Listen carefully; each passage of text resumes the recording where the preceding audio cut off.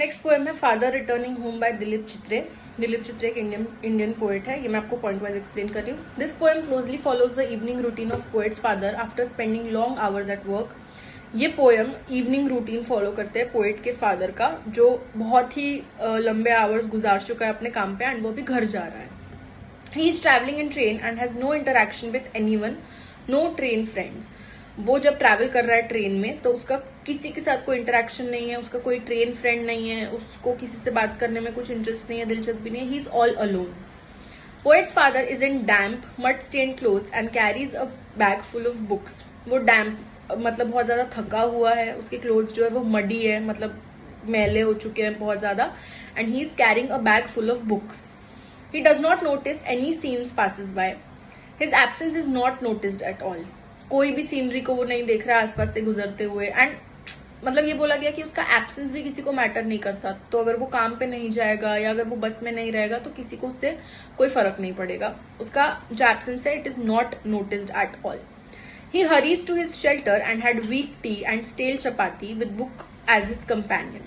वो घर जाके वीक टी मतलब ठंडी सी चाय पीता है, स्टेल चपाती रखी हुई बासी चपाती खाता है, with book as his companion. और उसने बताया है, पोएट ने बताया कि उसके फादर का जो कंपेनियन, इकलौता कंपेनियन था वो बुक था। Even in the crowd family while travelling he is alone. भले वो झुंड में हो, क्राउड में हो, अपनी फैमिली मेंबर्स के साथ हो या बस में हो, बताया गया कि poet is all alone. His hands are shaking while washing hands. Poet and his sibling were sullen and does not talk to their father or share jokes and secrets.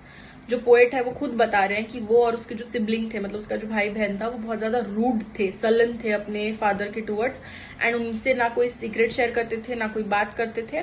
तो उनके father he was a lonely man. Goes to bed without interacting to anyone. तो उनके father किसी से interact किए बिना, ना काम पे ना बस में ना घर पे, किसी से भी इंटरेक्ट किए बिना अपने बेड पे चले जाते हैं सोने के लिए।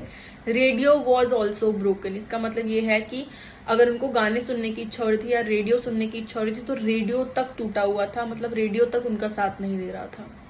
ही sleeps while thinking about his ancestors and grandchildren. तो कोई हेल्प नहीं, कुछ नहीं, he was all alone. And वो सोने जाता है एंड वो सिर्फ दो चीजों के बारे में सोचता है, अपने एंसेस्टर्स, अपने पूर्वज एंड अपने ग्रैंड चिल्ड्रन। ओके, नेक्स्ट है money by William Davis. William Davis एक ब्रिटिश पोएट है। The poem helps us to see how money is connected with happiness and false friend. हमको ये पोएम में बताया गया है कि कैसे मनी जो है it is connected with fake happiness and fake friend. तो अगर आपके पास बहुत ज्यादा पैसा है तो आपके पास खुशी तो है लेकिन वो फेक है, फ्रेंड्स तो है लेकिन फेक है, वो आपके सिर्फ पैसों के लिए आपके साथ है। ये पोएम में बताया गया है।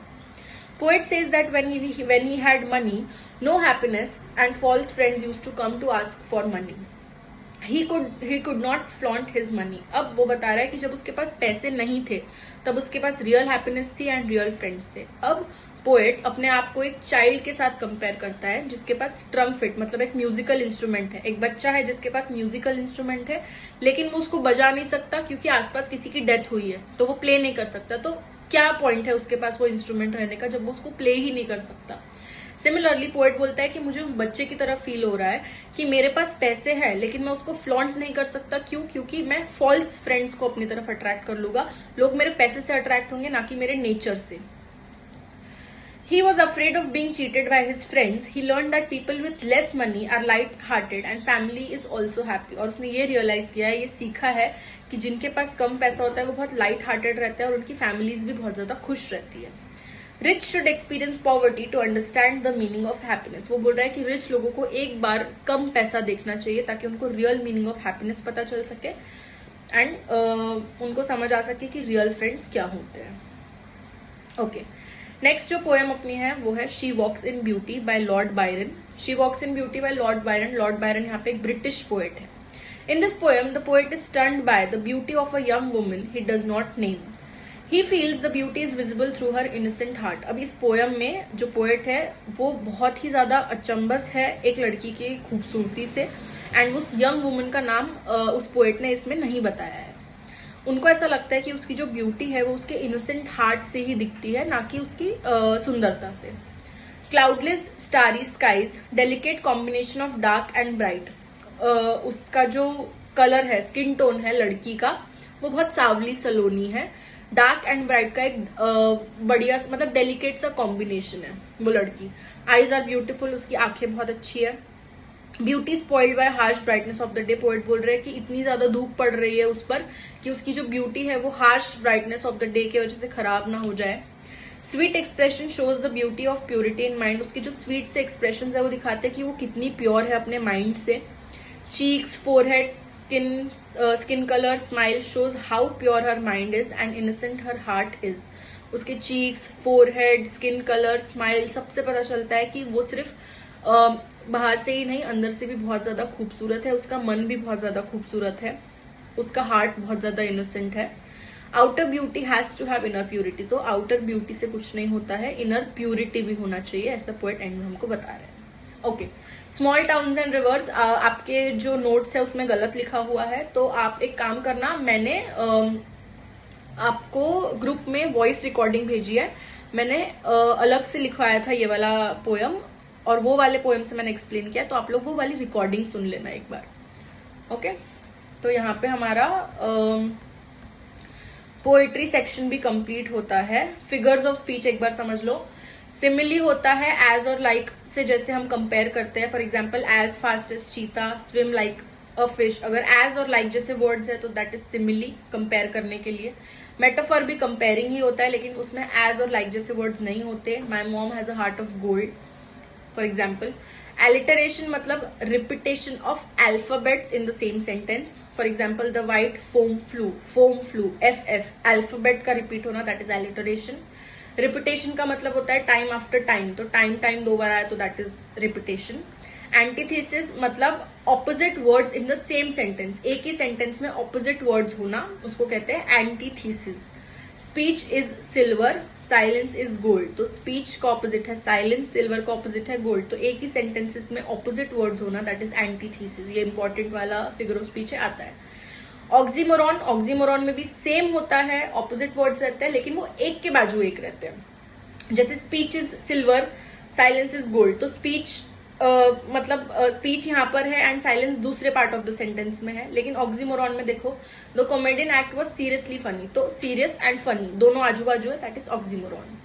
पर्सोनिफिकेशन, ह्यूमन क्वालिटी देना नॉन ह्यूमन को। द सन किस्ड मी, सन किस नहीं कर सकता, ह्यूमंस कर सकते हैं, तो नॉन ह्यूमन को ह्यूमन की क्वालिटी देना, दैट इज पर्सोनिफिकेशन। हाइपरबोले, किसी को हाइप करके कोई चीज को बताना, that is hyperbole. I am so hungry I could eat all the food here, obviously तुम पूरा खाना तो नहीं खा सकते हो, लेकिन हाइप करके बोलना किसी चीज को, दैट इज हाइपरबोले।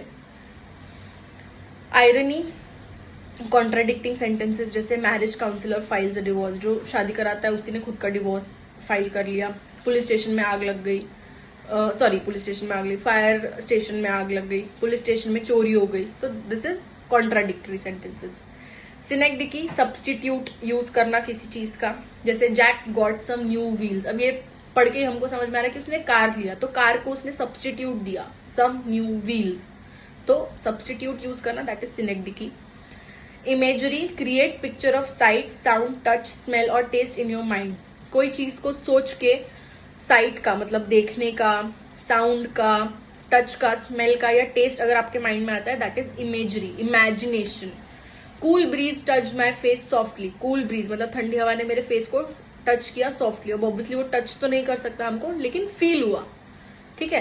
तो अब आप ये बोल सकते हो कि ये पर्सोनिफिकेशन भी है, लेकिन हमने इमेजिन किया है ये वाली चीज, ठीक है, हमको फील हुई है वो चीज। अब जैसे सन किस्ड मी, ऑब्वियसली वो किस वाला फीलिंग अलग होता है। Cool bridge touched my face, अब ऑब्वियसली ब्रीज तो गाल पे आएगी, तो दैट इज इमेजरी। तो ये इमेजरी और पर्सोनिफिकेशन का, कुछ चीज फील होना इमेजिनेशन के थ्रू, दैट इज इमेजरी, और नॉन ह्यूमन को ह्यूमन की क्वालिटी देना जो फील नहीं हो रही है, that is personification.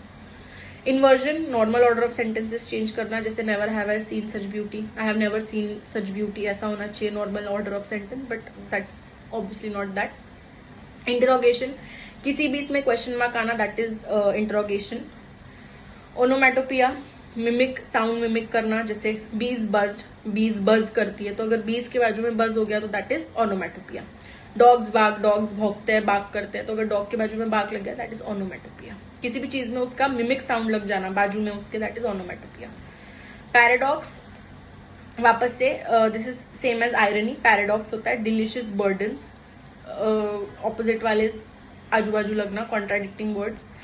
Transferred epithet, एक की क्वालिटी दूसरे को देना, for example she spent a speechless event. अब इवेंट स्पीचलेस नहीं हो सकता है, इंसान स्पीचलेस हो सकता है, लेकिन इवेंट को स्पीचलेस बोला गया है, तो ये हो गया transferred epithet, quality of one given to another. Last होता है अपोस्ट्रोफी, जिसमें भी एक्सक्लेमेशन आ गया, दैट इज अपोस्ट्रोफी। तो यहाँ पर हमारा सेक्शन 2 पूरा खत्म हो जाता है। पोएट्री हमारा खत्म हो गया है, राइटिंग स्किल्स हमने अच्छे से कर लिए हैं, एंड सेक्शन 1 प्रोज हो गया है हमारा। लास्ट सेक्शन हमारा बचा है नॉवेल।